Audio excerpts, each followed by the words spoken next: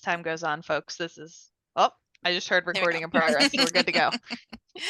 All right. So yeah, just so everyone knows, we are going to record this just so we can add it to our website or to a YouTube channel or something. That way, if you want to go back and look at it later or share it with someone, you'll be able to do that as well.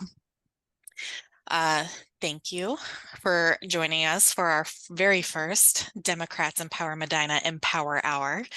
Hopefully the first of many.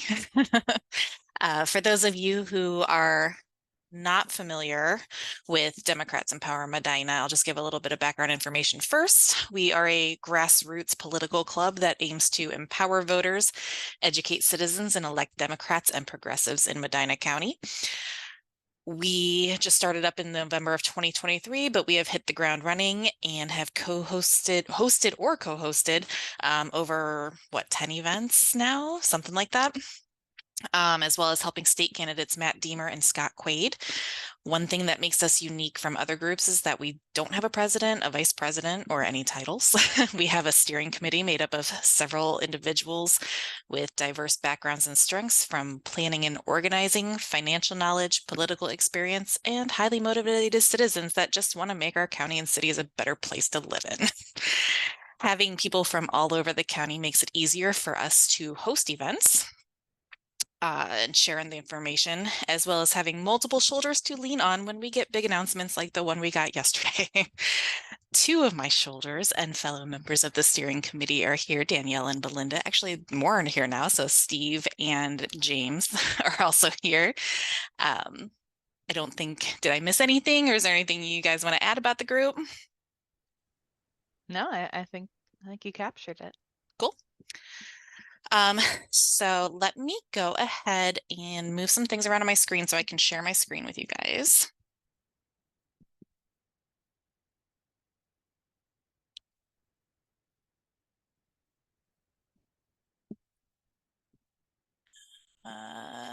There we go. I think, can everybody see the screen? Cool. So this image, we just found this yesterday, but I think it's going to be one of our new mottos. There are so many great resources out there that we as candidates, central committee members, and even just well-informed voters can use to get information for ourselves. But until you share that with somebody or put it to use, it doesn't really hold the same power as it does if you're just holding it on for yourself. So we want to be able to share the things that we know with everybody else so that you guys can hopefully, then pass that on to your friends. And hopefully you'll be the person in your friend group that everyone texts when they need help knowing who or what to vote for. What we'll be going over today is some things from the Medina County Board of Elections site. It has tons of great information, public information, but it can also be a little bit overwhelming when trying to find things if you're not used to it. So today we just wanted to go over and show two sections that we use the most and have found the most helpful. So if you have any questions as we go, probably just jot it down or pop it in the chat. And then we'll go over it in the discussion session after the demonstration, or Danielle, Belinda, or anybody, if you guys want to try to answer questions. I don't even know where the chat is on here. So oh, wait, there it is. I will do my best to man the chat as you're going. Perfect. Yeah, we got you. All right. So the first one let me first go to the home screen. So when you log on to the Board of Elections website which is just boe.ohio.gov/Medina, or you do like I do and just search Medina County Board of Elections in Google. This is what you will get when you first click on it. A lot of things to click on down here, a lot of things to click on up here. What we tend to go to first is the candidate and voter tools, which I think I know I overlooked a lot when I first started going to the website, because I think I'm not a candidate. Why do I need to go to that section? And kind of overlooked the voter tools part of it. But this actually, I think, has the most information. And not only does it have the information, but it has links to get to the other things that were on the site anyway. The first one that we look at is the voter lookup search. And from here, you're just looking up one person at a time. So for this, I will put in myself. And what's nice about this is if you just want to find information on yourself, you can do that. If you are wondering, oh, hey, is my friend registered to vote? You can type their name in there. If nothing comes up, they're not registered to vote. Get them a registration form and get them to vote. If you, like, I know in being in different, Facebook groups and stuff, people will go, oh, who is this person? Are they a Democrat? You can look them up in here too. This is all public information. It goes strictly based off of the voter information that you enter. So if you click on voter details first, it will show you the voting history up to the county's last 40 elections. So the thing about this, though, is if you are only voting in general elections, it's not really going to give much. It's just going to tell you that you voted in the general election. It doesn't tell you if you voted Republican or Democrat. Only if you have voted in the primary election will it tell you if you voted Democrat or Republican, because you actually have to poll a partisan ballot. So, I have the D next to my name.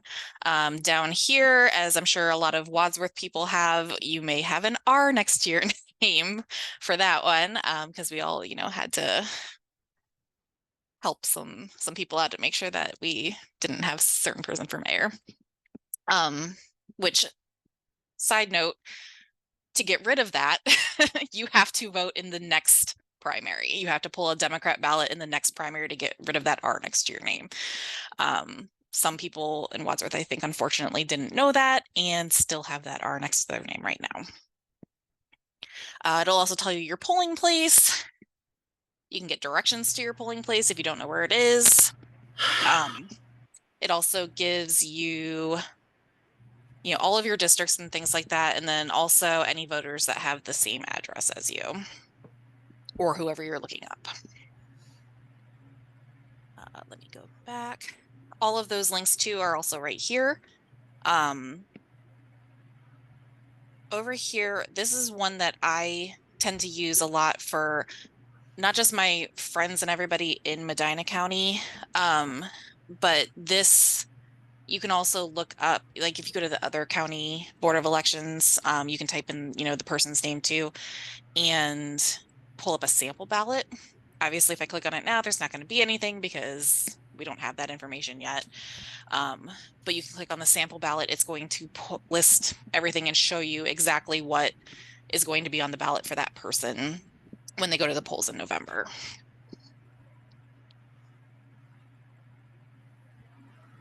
You can also, if you want to send an absentee ballot request, you can pull this from here. It actually gives you a form to fill out that you can print, and then you can mail into the Board of Elections.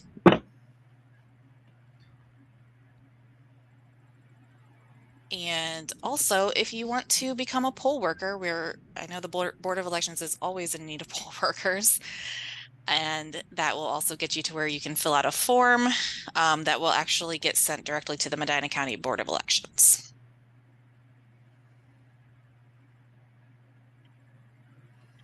That is mostly going to be what this portion is used for.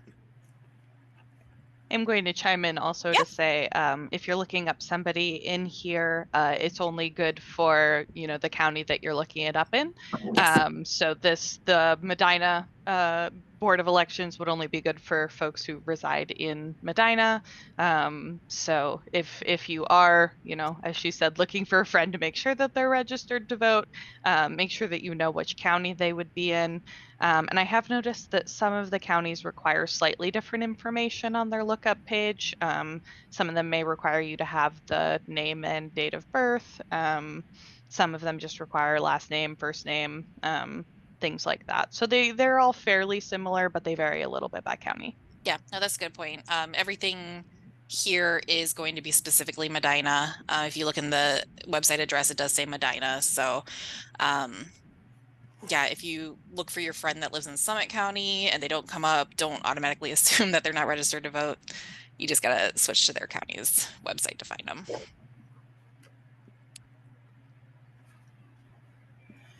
All right. The other section that we've been using is the voter report generation.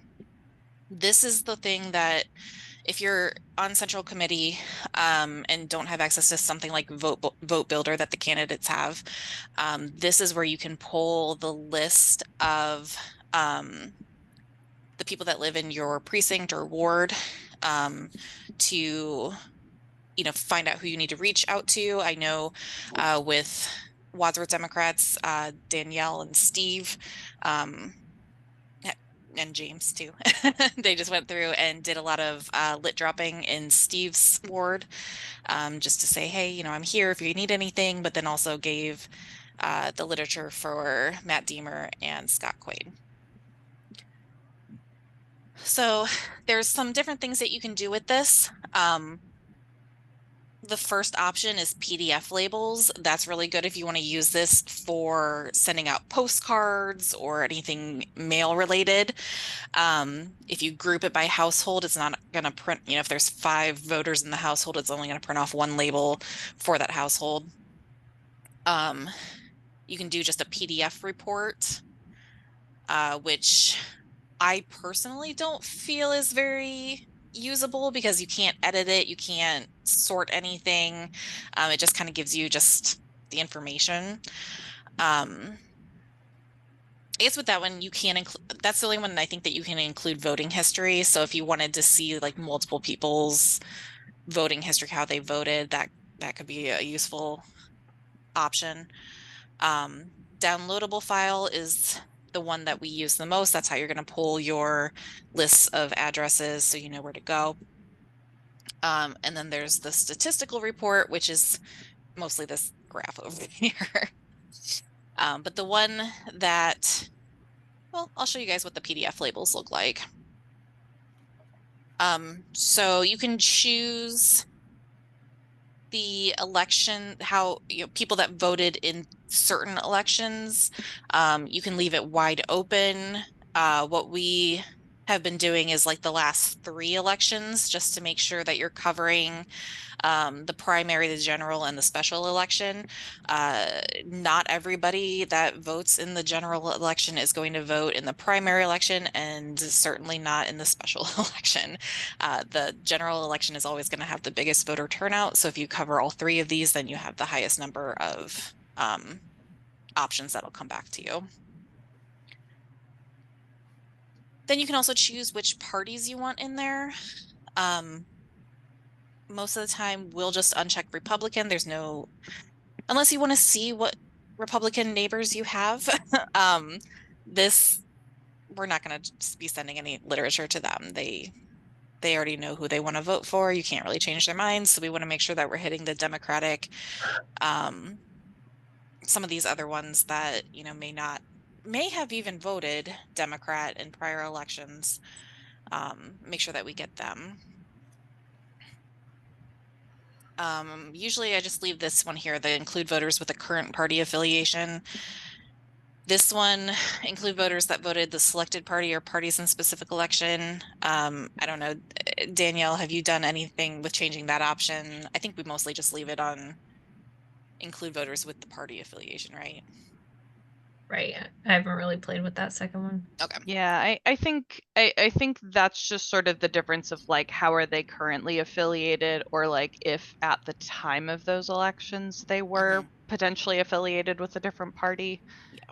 That's usually a little more nuanced than I would get on a Right. walking list. Right. I am going to also direct you back up to your under your elections. You're going to want to make sure you select or.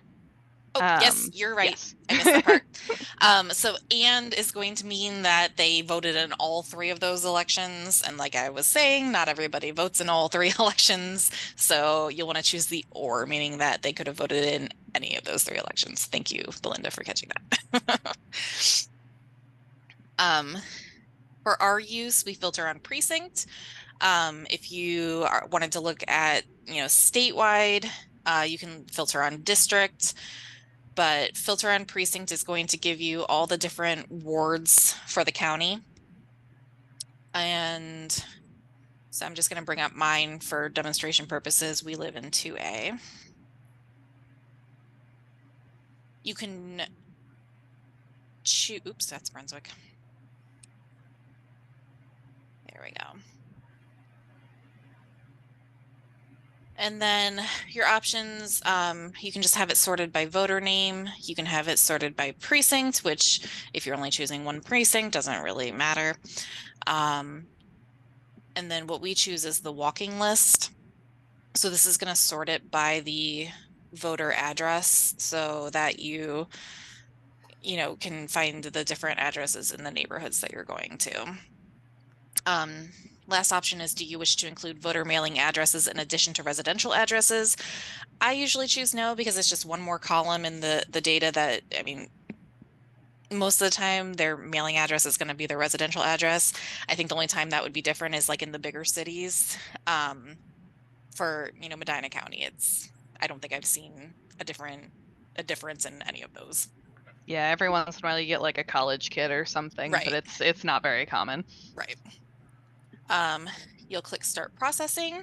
It's going to be thinking. You'll download your file. Oops, I must have chosen PDF. Or no, I was doing the labels. That's what it was.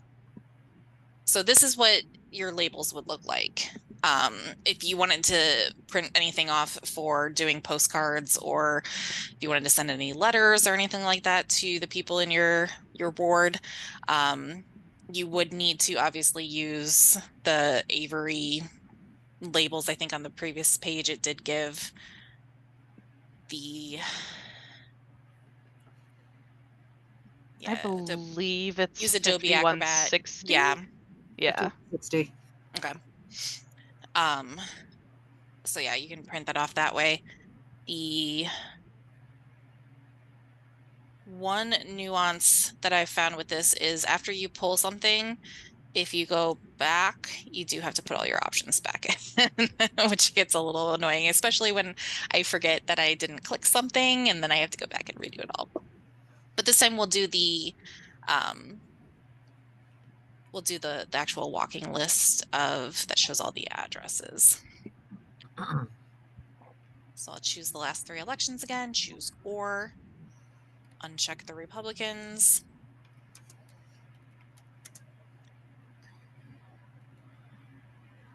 While you're filling all that out, can I just add like the importance of kind of including people that are outside of Dems at this point? And, a friend of ours, Michelle, she's actually on here, shared that she was elected to the school board by reaching out to other people, like non-affiliated or independents and things like that, or moderates. And I think like now more than ever, it's pretty important to like extend that olive branch and be reaching out to more than just Dems, because when you look at that chart, that like circle, and you see how many non-affiliated are there, those are people that could be voting Dem, but just not in a primary. And they could also be just kind of on the fence sometimes, in the middle, whatever, voting for the person over the party. And so you don't know. And so I think like at this point, as we're just kind of trying to at minimum get Wadsworth off the ground, really extending the olive branch to anyone who's just not a raging Republican. Yeah, sure. and I'll say as somebody who just recently got involved in politics that Ohio is somewhat unique in the fact that you have to come and specifically ask for the ballot that you want to pull. That's not true in every state, and in some states your affiliation is declared instead of just based on what primary ballot you pull. So for several years I asked for an independent ballot because I just was uncomfortable with the fact that it's like you get stopped at the polls and get asked like, well, what are you voting? And and so I think there are a lot of people who choose to not be affiliated, or who just don't vote in the primaries, unfortunately. So we do definitely want to make sure we're reaching those people as well. For sure. Yeah, no, those are good points. Okay, so I don't remember if I clicked download file, so I'm just going to click it again. When we were canvassing for the August uh, uh, issue, a friend of mine, MAGA Brad, he gave me a bunch of flyers, and I actually canvassed everybody. I went and put flyers at the Republicans' houses too. If you, yeah, definitely. I mean, if you feel comfortable doing that, by all means. I know, especially in the, this climate right now, I don't know that's everyone feels the same, Well, somebody gusto. somebody hung a bed sheet with red print at I Brenner's saw house that. the other night. Yeah. That's here in Homerville where I live. Yeah. Oh, geez. Yeah, and I think it depends on what you're canvassing for, right? If you're canvassing for Harris, maybe don't go to the Republican houses, but if you're canvassing for like a school board levy or a Mhm. nonpartisan candidate, keep your options a little bit more open because you never know. Yeah. Well, with the August issue, there was a lot of actual Republicans that seen that as a power grab, and Brad's literature really spoke to them people.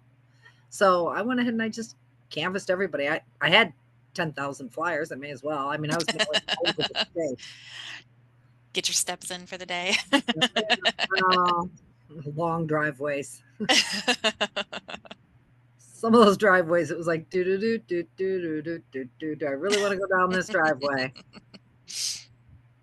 All right. Well, so once you pull your information for the walking list, it's going to pull it up into an Excel spreadsheet. So I have to work with Excel every day for my job. I know not everyone is super well versed, so there's just a couple things that we're going to do to this to make it a little bit easier to sort and go through the information. If you click on line 1, that's going to highlight everything in your first column. Come up here to sort and filter and choose filter.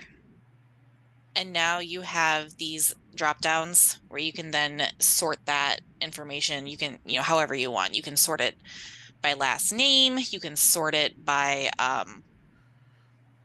over here you have just the street names. It already automatically sorts it by the street names. So there's not too much filtering that you'll need to do. But if you're like looking for only certain names or anything, you'll be able to filter it much easier that way. The other thing too is when you first pull this, it's going to put multiples. If there's multiple voters in the same household. So like here's 312 Baird Avenues. Like I know for me and Eric, we'll come down to Highland. For me and Eric, it has both of us on here. So obviously you don't need to hit the same house twice for multiple people. Easiest way to get rid of those is, I hope you all can see it, but like kind of if you go up above the 1 and next to the A, if you click there, it'll highlight everything in the spreadsheet. From here, you can go to data and remove duplicates. Uh-huh. The next thing it's going to ask you is, and it doesn't ask it very well, so it's kind of hard. When you first look at it, it's kind of hard to understand. If you unselect all, the only thing that we're wanting to remove duplicates of is the addresses in the mail 1 column. So we're just going to choose mail 1. Okay. So in this spreadsheet, it found 26 duplicate values that they removed, which when there's 250 things in the list, doesn't seem like a lot removing 26, but that's 26 addresses that you then don't have to look at. Hey, Megan, sorry. If you do that, would it remove everybody that had a 224 as their address as opposed to? No. So that's what's today. So one of the things I chose, let me go back to here. When polling it was, I chose household, and that puts that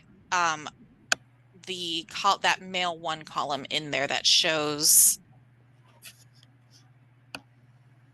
Hey, Meg, I think if you expand out mail one, like column B, it'll actually show it's the whole address, not just 22. Yeah, exactly.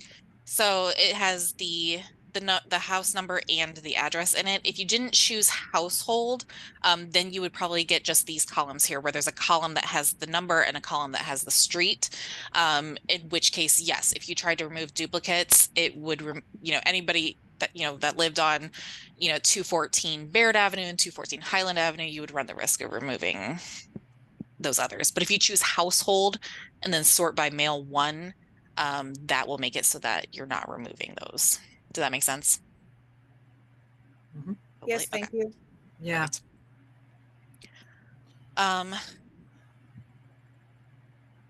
And that's kind of really it when it comes to these reports. After that, it's got it all in there. You could print this off. You can kind of do, if you need to make it into smaller sections, maybe just filter by certain streets. You can come over to the one that has just the street name in it and say, I only want to choose Baird, Donner, and Farr Avenue to focus on right now, and kind of filter those out to make it maybe a little bit more digestible at the time. So yeah, that's kind of all I have for this. If anyone has any other questions about the forms themselves. Can I make a suggestion? Yeah. When I was canvassing for the August issue again, I knocked on the one door. The parents were they were out of the country. They were in Europe, but their college age sons were there, and they needed to re-register to vote at that address. Mm-hmm. So they were great. I was able to do it. I had at the time a tablet with me, and I was able to just do it with them on the tablet. But I actually like to carry forms with me too for some of Yes. sometimes you'll get older folks, and but it pays off if you're canvassing to carry some voter registration forms, and you can order those from the Secretary of State's website, or you can pick them up at any Bureau of Motor Vehicles or the BOE. Mm-hmm. Yeah, you can also print them off of the website, but I find I like to get the ones from the BOE because they already have like everything, on both sides, and then you can just fold it up and mail it. Put your stamp on it and mail it. I do a lot of voter registration up in Lorraine County, so I like to get the ones that are dual language, Okay. in Spanish as well. And occasionally on the Secretary of State's website, you can get the ones that are already pre-highlighted. Oh. And they're wonderful. If they're not always available though, if you go on the Secretary of State's website and go into forms, Mm-hmm. there is a contact phone number in there where you can call and you can specifically request the highlighted voter registration forms if you want. That's cool. No, that's good to know. Yeah. Medina County, I don't think we necessarily. They didn't even know where I got them at. They're like, where did you get them? I was going to say, those sound amazing. Yeah. I requested them from the Secretary of State's office off the website. Okay. Good to know. Probably nice to have, at least a couple of those on hand. Yeah, absolutely. Yeah. But that's a good point. Anytime we do petition, gathering signatures for petitions, anytime we're doing, lit drops or canvassing or anything like that, it is good to have those voter registration forms. One thing that I heard recently that didn't really think about is, we do have a lot of, friends and family and people that are, transitioning, male to female, female to male. When you transition and you update your name or anything, you have to update your voter registration. So I think we were at the bank the other day, and that's what happened. We overheard somebody saying, "Oh, I need to update, my," or no, it was the BMV. They were getting their new driver's license, and we're like, oh yeah, make sure you update your voter registration too. Especially also with, I don't know how many people, I would personally know that may have gotten, purged from the voter rolls. but from now until what is it, October 7th is the deadline.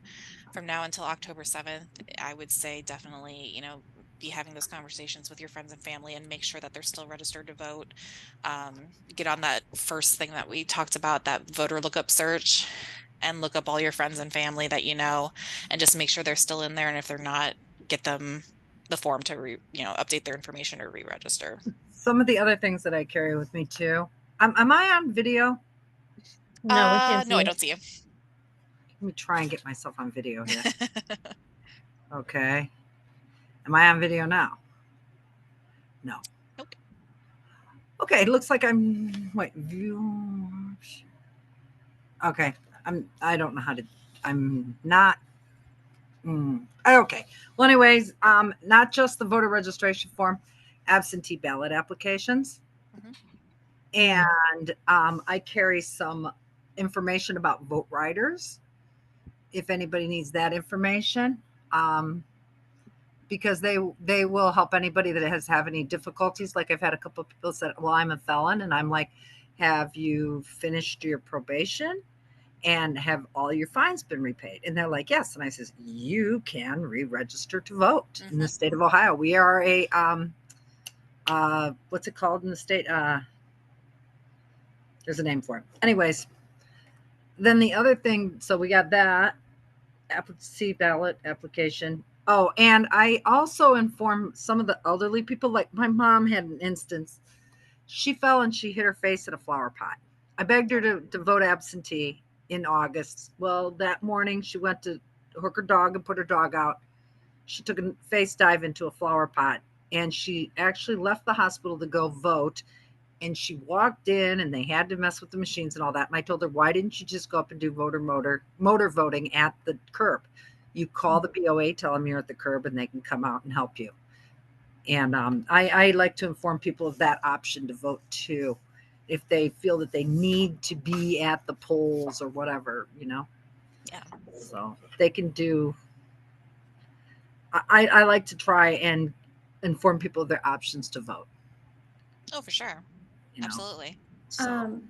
I have a question really fast about the voter purge. If anyone knows it off the top of their head, like what were the I guess reasons or the prerequisites to get people purged? Like I know I wasn't, but was there I know people who have been, and we can't figure out why they were. From what I understand, I believe it was if you haven't voted in the last 4 years. Oh, okay. And I believe they also sent mail to the address was part of it as well. So they didn't respond to, letters sent to the address being on file as their address. Yeah. Okay. Are they